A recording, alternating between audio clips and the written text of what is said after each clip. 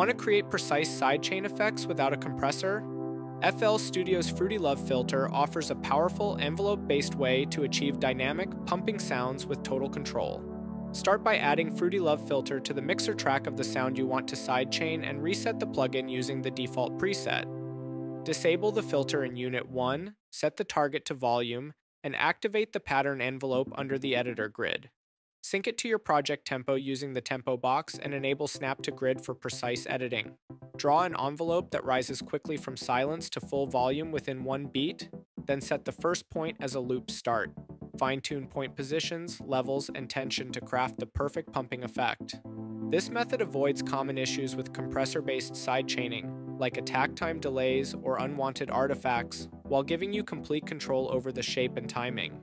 Pair your envelope with your kick drum to sync perfectly, or experiment with unique shapes for creative rhythmic effects.